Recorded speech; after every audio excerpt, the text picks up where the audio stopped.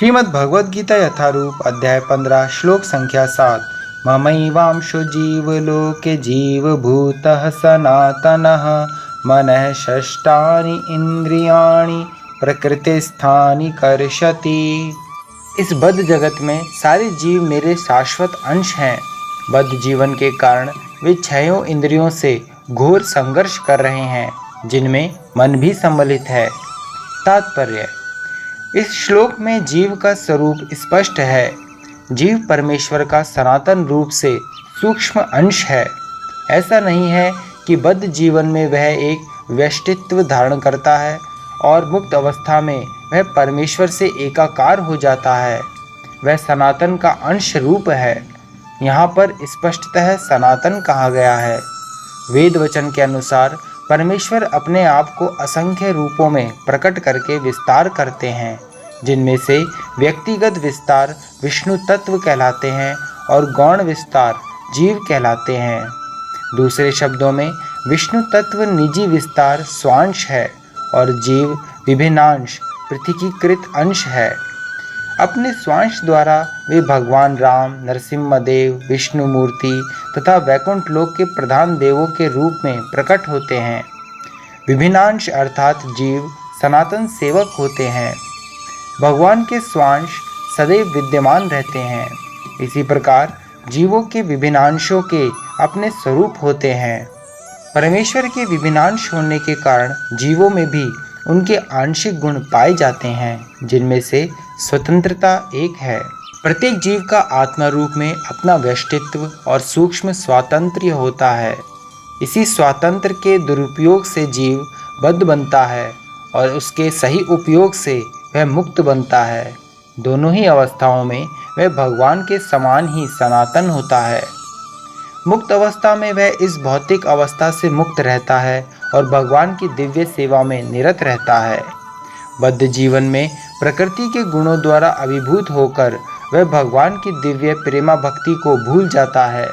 फलस्वरूप उसे अपनी स्थिति बनाए रखने के लिए इस संसार में अत्यधिक संघर्ष करना पड़ता है। न केवल मनुष्य तथा कुत्ते बिल्ली जैसे जीव, अपितु इस भौतिक जगत के बड़े बड़े नियंता यथा ब्रह्मा, शिव तथा विष्णु तक परमेश्वर के अंश हैं। ये सभी सनातन अभिव्यक्तियां हैं, क्षणिक नहीं। कर्षति संघर्ष करना शब्द अत्यंत सार्थक है। बद्ध जीव मानो लोह श्रृंखलाओं से बंधा हो। वह मिथ्या अहंकार से बंधा रहता है और मन मुख्य कारण है जो उसे इस भवसागर की ओर धकेलता है। जब मन सतोगुण में रहता है तो उसके कार्यकलाप अच्छे होते हैं।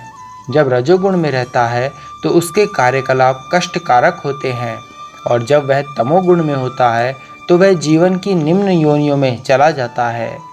लेकिन इस श्लोक से यह स्पष्ट है कि बद्ध जीव मन तथा इंद्रियों समेत भौतिक शरीर से आवृत है और जब वह मुक्त हो जाता है तो यह भौतिक आवरण नष्ट हो जाता है, लेकिन उसका आध्यात्मिक शरीर अपने व्यष्टि रूप में प्रकट होता है।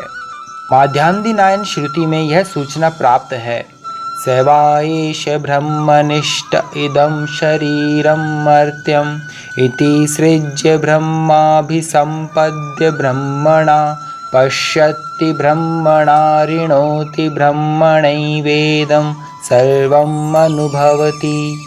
यहाँ यह बताया गया है कि जब जीव अपने इस भौतिक शरीर को त्यागता है और आध्यात्मिक जगत में प्रवेश करता है तो उसे पुनः आध्यात्मिक शरीर प्राप्त होता है, जिससे वह भगवान का साक्षात्कार कर सकता है। यह उनसे आमने सामने बोल सकता है और सुन सकता है तथा जिस रूप में भगवान है उन्हें समझ सकता है। स्मृति से भी यह ज्ञात होता है: वसन्ति यत्र पुरुषाः सर्वे वैकुंठ मूर्तयः। वैकुंठ में सारे जीव भगवान जैसे शरीरों में रहते हैं। जहाँ तक शारीरिक बनावट का प्रश्न है, अंश रूप जीवों तथा विष्णु मूर्ति के विस्तारों में कोई अंतर नहीं होता। दूसरे शब्दों में भगवान की कृपा से मुक्त होने पर जीव को आध्यात्मिक शरीर प्राप्त होता है। ममैवांशः शब्द भी अत्यंत सार्थक है, जिसका अर्थ है भगवान के अंश। भगवान का अंश ऐसा नहीं होता जैसे किसी पदार्थ का टूटा खंड। हम द्वितीय अध्याय में देख चुके हैं कि आत्मा के खंड नहीं किए जा सकते। इस खंड की भौतिक दृष्टि से अनुभूति नहीं हो पाती। यह पदार्थ की भांति नहीं है जिसे चाहो तो कितने ही खंड कर दो और उन्हें पुनः जोड़ दो। ऐसी विचारधारा यहाँ पर लागू नहीं होती, क्योंकि संस्कृत के सनातन शब्द का प्रयोग हुआ है। विभिन्नांश सनातन हैं।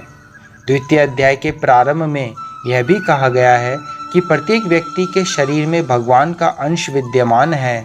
देहिनोऽस्मिन् यथा देहे।